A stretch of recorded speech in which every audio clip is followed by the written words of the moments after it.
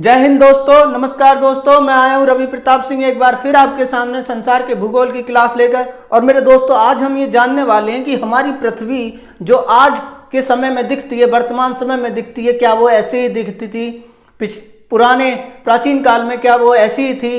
ये सब जानने वाले हैं मेरे दोस्तों। और आज की स्थिति कैसे बनी, कैसे ये महाद्वीप अलग हुए, कैसे महासागर बने, इनको जानने वाले हैं हम। तो देखिए मेरे दोस्तों, ये जो पृथ्वी है, इसके जो वर्तमान में स्थिति है और प्राचीन काल की स्थिति के आधार पर जब वैज्ञानिकों, भूगोल शास्त्रियों, भूगोल वेताओं ने जब इसका अध्ययन किया तो अनेक निष्कर्षों पर पहुंचे हैं। और मेरे दोस्तों, और हम जानते हैं कि आज भी जो है हमारा हिमालय पर्वत ऊपर उठ रहा है और जो है अनेक बलित पर्वत हैं जो कि बने हुए हैं हमारी पृथ्वी पर। और मेरे दोस्तों, हम ये भी जानते हैं कि आज भी हमारा भारत जो है उत्तर की ओर खिसक रहा है। आखिर ये कैसे हो रहा है, इसको जानने के लिए आइए मेरे दोस्तों हम जानते हैं सिद्धांत। देखिए, सिद्धांत जो है दो मुख्य हैं मेरे दोस्तों।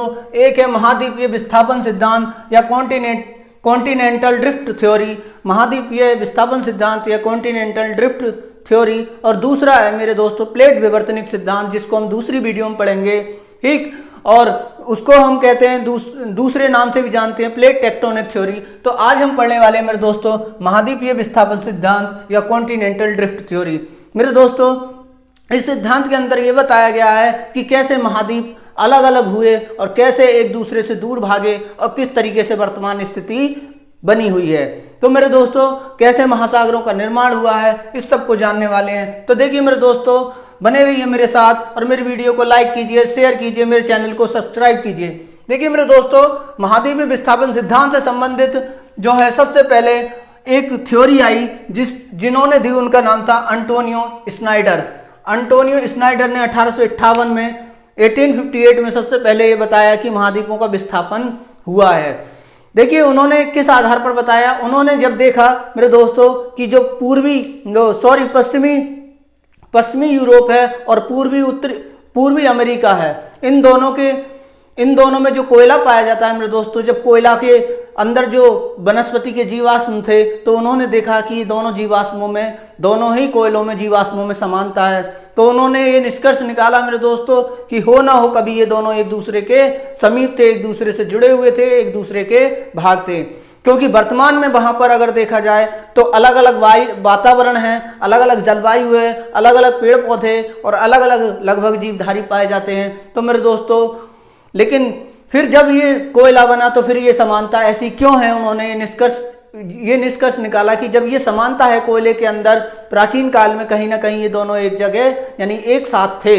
तो देखिए आगे हम जो है इस चीज को पूरे विश्व के मैप से समझेंगे, तो मेरी बात को ध्यान से समझते रहिए। अब क्या हुआ मेरे दोस्तों, इसके बाद महाद्वीपीय विस्थापन सिद्धांत के रूप में ही टेलर ने 1908 में दिया। उन्होंने भी बताया कि महाद्वीपों को विस्थापन हुआ, लेकिन ये दोनों लोग ही अच्छे से एक्सप्लेन नहीं कर पाए और ना ही अपने आप को साबित कर पाए। लेकिन फिर उसके बाद मेरे दोस्तों, जो टेलर का जो ये थ्योरी थी दोस्तों, ये 1912 में प्रकाशित हुई थी, 1908 में इन्होंने दी थी। तो देखिए मेरे दोस्तों, फिर उसके बाद क्या हुआ, इन दोनों भूगोल वेताओं के बाद क्या हुआ मेरे दोस्तों, रॉबर्ट वैगनर आए।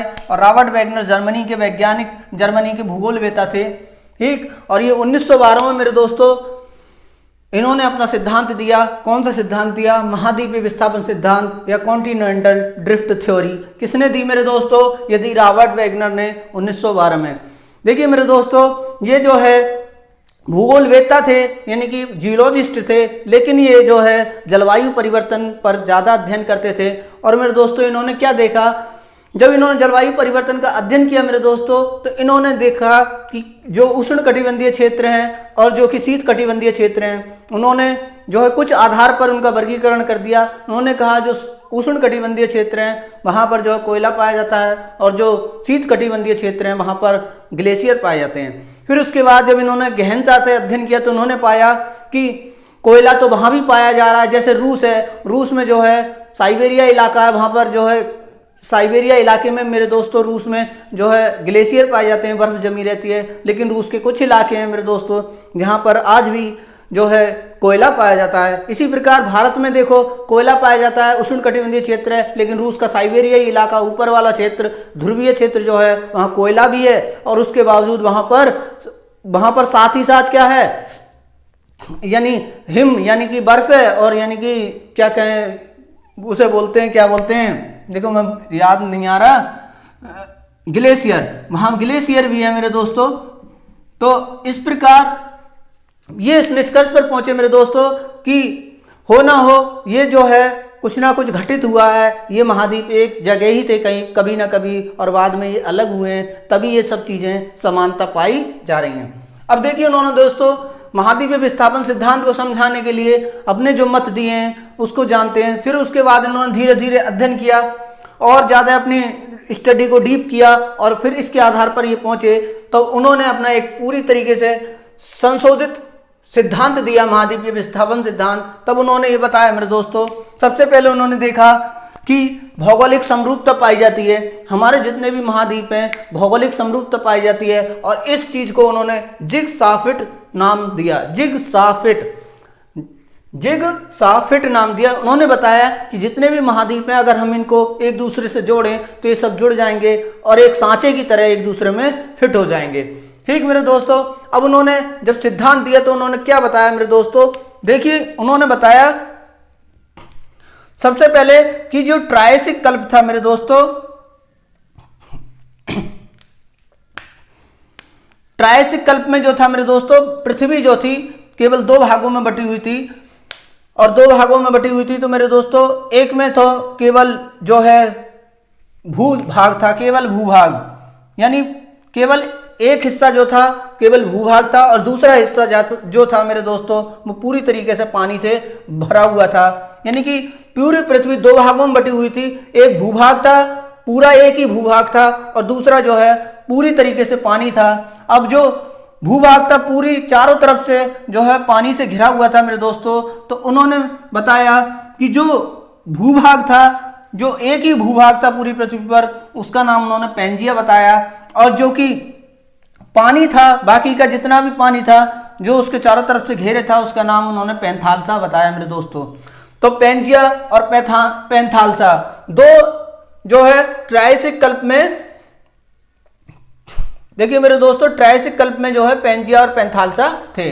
अब उसके बाद उन्होंने बताया कि मीसोजोइक महाकल्प के क्रिटेशियस कल्प में क्या हुआ मेरे दोस्तों, जब पृथ्वी क्रिटेशियस कल्प में पहुंची, फिर उसके बाद क्या हुआ, मीसोजोइक महाकल्प के क्रिटेशियस कल्प में जब पृथ्वी पहुंची तो वहां पर क्या हुआ मेरे दोस्तों, जो ये पेंजिया था मेरे दोस्तों, ये बीच में से अलग होने लगा, और जब अलग होने लगा फिर दो हिस्सों में अलग हो गया और थोड़ा सा जुड़ाव रहा, और बाकी का पूरा हिस्सा अलग हो गए दोनों, एक ऊपर हो गया एक नीचे, एक उत्तर और एक दक्षिण।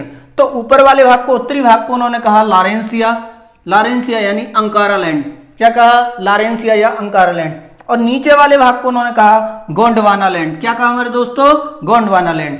और मेरे दोस्तों जो पानी भरा हुआ था चारों तरफ उसको कहा पैंथालसा। लेकिन मेरे दोस्तों जो लारेंसिया और गोंडवाना लैंड दो हिस्से थे, एक उत्तरी भाग लारेंसिया जिसको अंकारा लैंड भी बोला गया, और नीचे वाला भाग जो कि गोंडवाना लैंड था, उन दोनों के बीच जब ये दोनों अलग हुए तो जल राशि भर गई, और इस जल राशि को उन्होंने, जो संकीर्ण जल राशि थी, जो कि बहुत छोटी जल राशि थी, तो उसका नाम इन्होंने दिया टेथिस सागर। क्या नाम दिया, टेथिस सागर। क्या नाम दिया मेरे दोस्तों, टेथिस सागर। अब क्या हुआ मेरे दोस्तों, इन्होंने बताया कि क्रिटेशियस कल्प के बाद जैसे जैसे पृथ्वी अपने इतिहास को आगे बढ़ती गई इतिहास में, तो फिर क्या हुआ मेरे दोस्तों, लारेंसिया या अंकारा लैंड टूट गया, और फिर गोंडवाना लैंड भी टूट गया। लारेंसिया या अंकारा लैंड से टूटने के बाद मेरे दोस्तों उत्तरी अमेरिका महाद्वीप बना, ठीक, और उसके बाद उसके साथ यूरोप महाद्वीप बना, और एशिया महाद्वीप बना, ग्रीनलैंड द्वीप बना, ठीक। ये सारी चीजें जो है उत्तरी भाग यानी लारेंसिया या अंकारा लैंड से बनी थी। फिर उसके बाद इन्होंने बताया मेरे दोस्तों कि जो गोंडवाना लैंड था, नीचे वाला हिस्सा, गोंडवाना लैंड से देखिए दक्षिण अमेरिका बना, दक्षिण अमेरिका महाद्वीप, अंटार्कटिका महाद्वीप, अफ्रीका महाद्वीप, और भारत देश भी हमारा गोंडवाना लैंड, प्रायद्वीपीय भारत जो है गोंडवाना लैंड का ही हिस्सा है मेरे दोस्तों। और ऑस्ट्रेलिया महाद्वीप ये भी गोंडवाना लैंड का हिस्सा है। ये सारे जितने भी कौन कौन से देश बताए और कौन कौन से महाद्वीप बताए हमने, जैसे दक्षिण अमेरिका है, दक्षिण अमेरिका महाद्वीप है, अंटार्कटिका महाद्वीप है, और अफ्रीका महाद्वीप है, ऑस्ट्रेलिया महाद्वीप है, और भारत प्रायद्वीप, ये भारत जो है, ये सब जो है किसके हिस्सा थे, गोंडवाना लैंड के हिस्सा थे। इन्होंने ये बताया कि ये सब टूट गए। अब इन्होंने टूटने का कारण क्या बताया मेरे दोस्तों, इन्होंने टूटने का कारण बताया रॉबर्ट वेगनर ने कि गुरुत्व बल था, प्लवनशील बल था, फोर्स ऑफ वोयेंकी, और ज्वारीय बल था, टाइडल फोर्स था। ये सारे जो हैं इन बलों के कारण जो है पृथ्वी पर जो पेंजिया था, जो कि पूरा भूभाग था, एक ही था, जिसमें कोई अलग अलग कॉन्टिनेंट नहीं थे, यानी कोई भी महाद्वीप नहीं था, वो सब एक ही में थे। तो जब ये टूटा तो किन बलों के कारण टूटा, गुरुत्व बल के कारण टूटा मेरे दोस्तों, प्लवनशील बल के कारण टूटा, और ज्वारीय बल के कारण टूटा। फिर इसके बाद देखिए इन्होंने जब बताया तो मेरे दोस्तों इस तरीके से बताया था शुरू में कि जब पृथ्वी जैसे जैसे ठंडी हो गई, जैसे चाय या फिर दूध आपने देखा होगा, दूध को अगर आप गर्म दूध को ठंडा करें तो उसके ऊपर मलाई जम जाती है, क्योंकि ऐसा इसलिए होता है, नीचे का जो दूध होता है वो गर्म होता है और ऊपर की जो मलाई होती है वो ठंडे भाग के संपर्क, वायुमंडल जो ठंडा होता है उसके संपर्क में आती है। फिर जब आती है तो वो मलाई जम जाती है। इसी तरीके से पृथ्वी जो है, हम जानते हैं कि आज भी भूगर्भ में क्या है, हलचलें चल रही हैं, और हलचलें चल रही हैं, और पृथ्वी बहुत गर्म है और आज भी बहुत ज़्यादा दबाव है। इसी तरीके से कोयला बनता है मेरे दोस्तों। कोयले में क्या होता है कि जब वनस्पतियों के अवशेष पृथ्वी के नीचे दब जाते हैं, दबने के बाद अत्यधिक ताप और दबाव के कारण वो सब कोयले में तब्दील हो जाते हैं, कोयले में बदल जाते हैं। तो इन्होंने ये बताया कि जब धीरे धीरे पृथ्वी ठंडी हुई तो जो आज हमारी भूपर पट्टी है, ठीक, वो पूरा हिस्सा एक मलाई की तरह जम गया था। और जब मलाई की तरह जम गया मेरे दोस्तों तो फिर क्या हुआ, फिर वहां पर जो है वो पूरा भूभाग जो है, भूपर्वती यानी स्थल भाग बन गया, जिसको हम पेंजिया बोलते हैं। लेकिन क्या हुआ, चंद्रमा का टाइडल फोर्स लगा, ज्वारीय बल लगा, प्लवनशील बल लगा, गुरुत्व बल लगा, और चंद्रमा का जो है गुरुत्व बल लगा। इसके बाद क्या हुआ कि ये टूट के बिखर गया। इनका ये कहना था। लेकिन मेरे दोस्तों ये थ्योरी जो ज़्यादा सफल नहीं रही, और सबसे ज़्यादा मान्य थ्योरी जो है वो है प्लेट विवर्तनिक थ्योरी। ठीक है, प्लेट विवर्तनिक थ्योरी, ठीक, या प्लेट टेक्टोनिक थ्योरी ज़्यादा मान्य है। फिर उसके बाद देखिए रॉबर्ट वेगनर ने फिर क्या किया मेरे दोस्तों, रॉबर्ट वेगनर ने और ज़्यादा सबूत जुटाए और उन्होंने अपने प्रमाण दिए कि ये जो है जितना भी है मेरे दोस्तों, ये कैसे टूटा और कैसे आज महाद्वीप या महासागर बने हैं। तो उनके जो है परमाणु भी जानेंगे। तो सबसे पहले हम मैप के जरिए जान लेते हैं, एक बार और समझ लेते हैं बर्ड के मैप के जरिए कि आखिर क्या क्या कंडीशन है। आइए दोस्तों, देखिए मेरे दोस्तों ये वर्ल्ड का मैप है जो मैंने बनाया है। अब इस पे समझते हैं हम कि महाद्वीप विस्थापन सिद्धांत में क्या क्या हुआ। देखिए मेरे दोस्तों ये है उत्तरी अमेरिका, ये है उत्तरी अमेरिका, और मेरे दोस्तों ये है दक्षिण अमेरिका।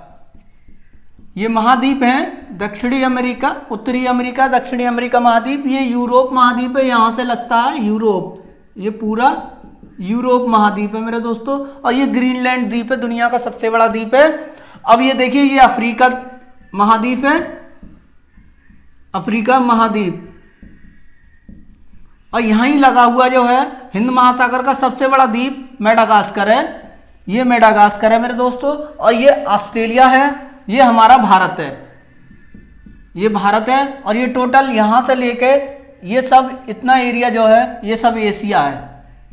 ये क्या है, एशिया। हमारा भारत भी एशिया में आता है। ये जापान है, ये इंडोनेशिया है, ये ऑस्ट्रेलिया महाद्वीप है मेरे दोस्तों, समझ लीजिए ये ऑस्ट्रेलिया महाद्वीप है। ये अंटार्कटिका महाद्वीप है, ये अंटार्कटिका महाद्वीप है। अब देखिए मेरे दोस्तों क्या हुआ था, पेलियोजोइक महाकल्प पे कार्बोनिफेरस युग में क्या हुआ था कि ये सब जितने भी हमारे जितने भी महाद्वीप हैं सब एक ही भाग था, पूरा भूभाग एक ही था और बाकी का पूरा समुद्र था। तो जो पूरा भूभाग था वो पेंजिया कहलाया, और जो बाकी का भाग था वो जो है जल भाग था वो क्या कहलाया मेरे दोस्तों, पैंथालासा कहा गया। उसे क्या कहा गया, पैंथालासा। अब मेरे दोस्तों क्या हुआ कि धीरे धीरे क्या हुआ, वो पेंजिया जो है अलग होना शुरू हो गया। ट्रियासिक कल्प में यानी कि जो महाकल्प था हमारा, जब मीसोजोइक महाकल्प था उसका ट्रियासिक कल्प था, ठीक, एरा था, जो मीसोजोइक एरा था उसका ट्रियासिक पीरियड था, उसमें क्या हुआ मेरे दोस्तों, धीरे धीरे सब अलग होने शुरू हुए। अब देखिए मेरे दोस्तों, जो उत्तरी अमेरिका था, मैंने बताया कि 2 भागों में पहले बटा। पेंजिया कितने भागों में बटा था? 2 भागों में बटा था। ऊपर का भाग क्या कहलाया? लारेंसिया कहलाया, अंकारा लैंड का। नीचे वाला भाग जो का था, दक्षिणी भाग था, वो क्या कहलाया मेरे दोस्तों? गोंडवाना लैंड कहलाया, गोंडवाना लैंड कहलाया। अब देखिए जो उत्तरी भाग था, जो कि हमारा जो था अंकारा लैंड था, उससे कौन कौन से बने हुए? लारेंसिया से, लारेंसिया या अंकारा लैंड से कौन कौन से महाद्वीप बने थे? उत्तरी अमेरिका, यूरोप और एशिया महाद्वीप जो है उससे बने हुए हैं। अब मेरे दोस्तों जो गोंडवाना लैंड था उससे दक्षिण अमेरिका बना, अफ्रीका महाद्वीप बना, ये मेडागास्कर भी उसकी का हिस्सा है। और भारत, प्रायद्वीपीय भारत जो यहाँ से शुरू होता है नीचे नीचे का, ये प्रायद्वीपीय भारत कहलाता है। बाकी ऊपर का जो था वो जो है हमारा टेथिस सागर के अवशेषों से बना हुआ है। अब देखिए नीचे जो थे ऑस्ट्रेलिया है, ऑस्ट्रेलिया महाद्वीप भी गोंडवाना लैंड का हिस्सा था, प्रायद्वीपीय भारत भी, अफ्रीका महाद्वीप भी, दक्षिण अमेरिका भी, मेडागास्कर भी और अंटार्कटिका महाद्वीप भी, ये सब किसके हिस्सा हैं? ये सारे के सारे हिस्से हैं गोंडवाना लैंड के।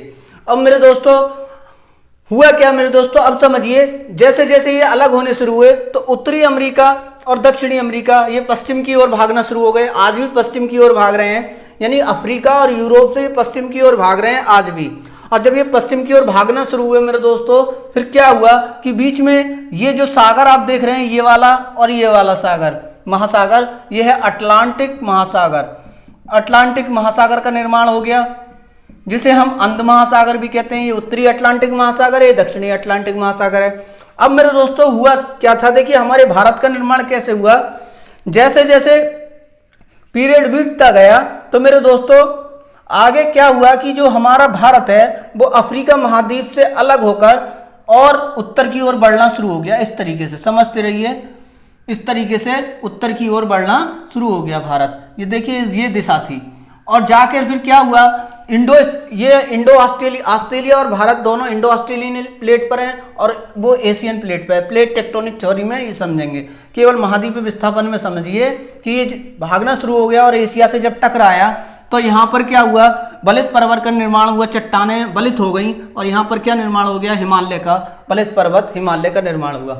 तो ये धीरे धीरे जब यहाँ से खिसकना शुरू हुआ मेरे दोस्तों, ये मेडागास्कर और ये अफ्रीका महाद्वीप ठीक के बीच में जो है भारत फंसा हुआ। और फिर जब यहाँ से अलग हुआ और मेडागास्कर भी अलग हो गया, मेडागास्कर हिंद महासागर का सबसे बड़ा द्वीप है, फिर ये भागना शुरू हुआ और कहाँ चला, उत्तर की ओर इसकी दिशा थी।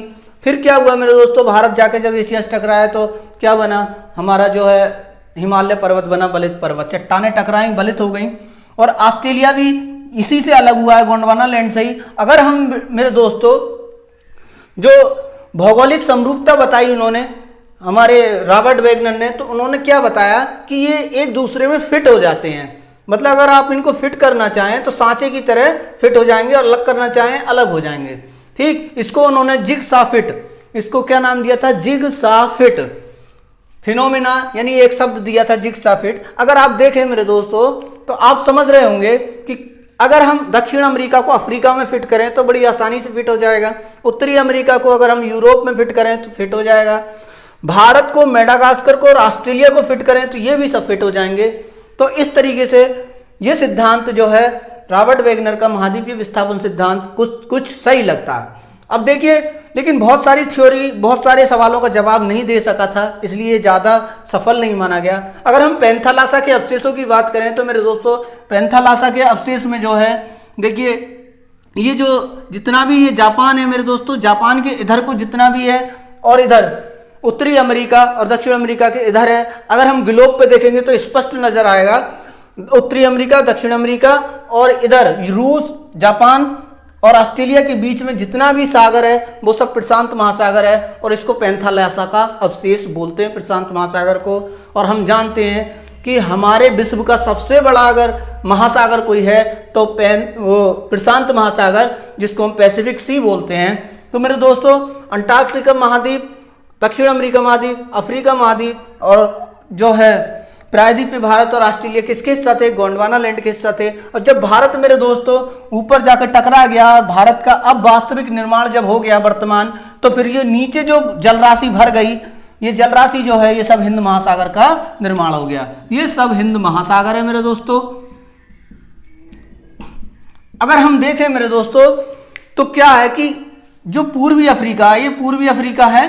इस पूर्वी अफ्रीका, दक्षिण अफ्रीका, मेडागास्कर, भारत और ऑस्ट्रेलिया का पश्चिमी हिस्सा जो है, इसमें देखते हैं तो प्रायद्वीपीय भारत हो या पूर्वी अफ्रीका हो, मेडागास्कर हो या ऑस्ट्रेलिया का पश्चिमी हिस्सा, ये वाला, इसमें जो है चट्टानी संरचना लगभग समान है और यहाँ पर जो है खनिज पदार्थ भी समान है और इनके जितने भी अवशेष मिले हैं हमको, जीवाश्म मिले हैं, ठीक है, जितने भी हमारे वनस्पति के या पौधों के जीवाश्म मिले हैं या फिर जंतुओं के जीवाश्म मिले हैं, उनमें काफ़ी समानता है इन देशों में, इन वाले हिस्सों में। तो इसका मतलब ये कभी ना कभी आपस में जुड़े हुए थे मेरे दोस्तों, कभी ना कभी एक ही थे, ये बात सिद्ध होती है। और अगर हम बात करें मेरे दोस्तों उत्तरी अमेरिका जो है, यानी अमेरिका का पूर्वी हिस्सा और यूरोप का पश्चिमी हिस्सा, अगर इनके दोनों की बात करें तो यहाँ पर जो कोयले के अवशेष पाए जाते हैं, यहाँ पर जो कोयला पाया जाता है, यहाँ पर जो कोयला पाया जाता है, उसमें जो जीवाश्म है वो लगभग सेम ही है वनस्पतियों के।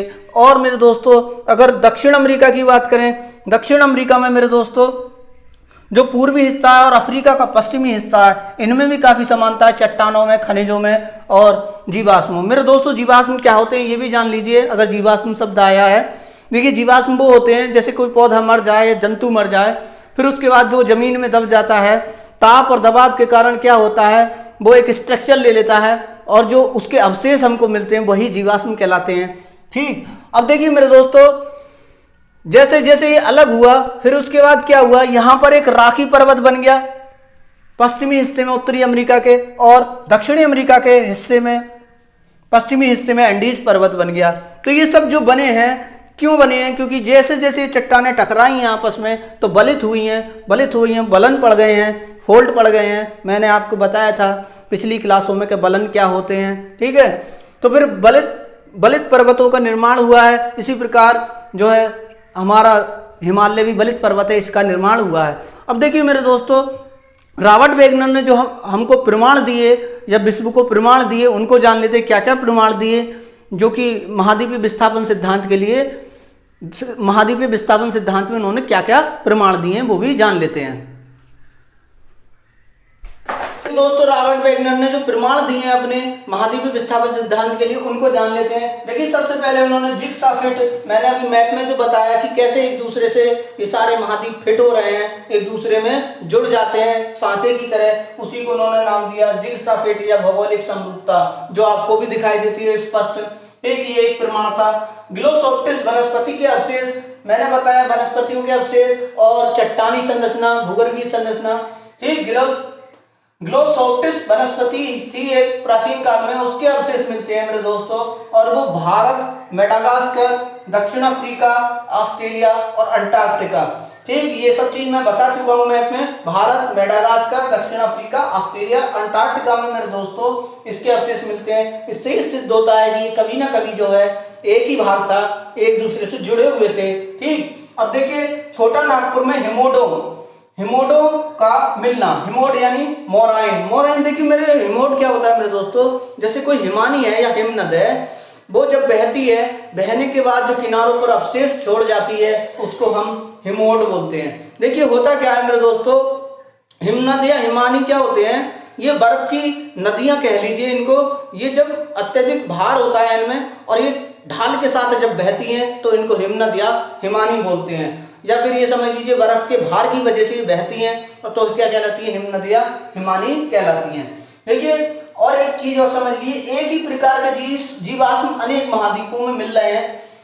मतलब जीवाश्म में समझा चुका हूँ क्या होते हैं जीवाश्म, किसी पेड़ या पौधे के अवशेष, वो लगातार मिलते जाते हैं, आज भी मिल रहे हैं। देखा जाए तो अलग अलग महाद्वीपों में एक जैसे जीवाश्म क्यों मिल रहे हैं, जबकि जलवायु अलग है, वातावरण अलग है। ठीक, रहन सहन अलग है, ये सब चीजें हैं, फिर भी उसके बाद भी एक ही प्रकार के जीवाश्म क्यों मिल रहे हैं। और अगर आज हम देखते हैं तो अलग अलग प्रकार के जंतु, अलग अलग प्रकार की वनस्पति अलग अलग प्रदेशों में मिलती है, लेकिन फिर भी वहां पर एक ही प्रकार के जीवाश्म मिल रहे हैं। इसका मतलब क्या हुआ कि वो कभी ना कभी एक दूसरे से जुड़े हुए थे मेरे दोस्तों, एक साथ थे। अब देखिए, एक सी भूगर्भिक संरचना, यानी जो भूगर्भ की संरचना है, चट्टाने हैं अंदर पृथ्वी के, ठीक, या फिर भूपर्वतीय में चट्टाने हैं, वो सब एक दूसरे से मैच क्यों कर रही है, खनिज पदार्थ क्यों मैच कर रहे हैं। तो अलग अलग महाद्वीप में होने के बाद भी क्या है कि ये जो है एक सी संरचना पाई जाती है खनिज की और चट्टानों की। तो इससे सिद्ध होता है कि मेरे दोस्तों, ये सारा जितना भी महाद्वीप थे कभी ना कभी एक ही थे, जिसको हम पैंजिया बोलते थे, और जो महासागर था, पूरी जल राशि थी, उसको पैंथालासा बोलते थे। तो मेरे दोस्तों, मैं इस वीडियो को यहीं समाप्त करता हूं। अगली क्लास हम पढ़ने वाले हैं प्लेट टेक्टोनिक थ्योरी, यानी प्लेट विवर्तनिक सिद्धांत, वो भी बहुत इंपॉर्टेंट है, ये भी बहुत इंपॉर्टेंट है। तो आइए मेरे साथ जुड़े रहिए, मेरी वीडियो को देखते रहिए और लाइक कीजिए, शेयर कीजिए, चैनल को सब्सक्राइब कीजिए। मेरी ताकत आप ही हैं, पूरी ताकत लगा दीजिए मेरे साथ और मेरा सपोर्ट कीजिए। थैंक यू, धन्यवाद, जय हिंद, जय भारत।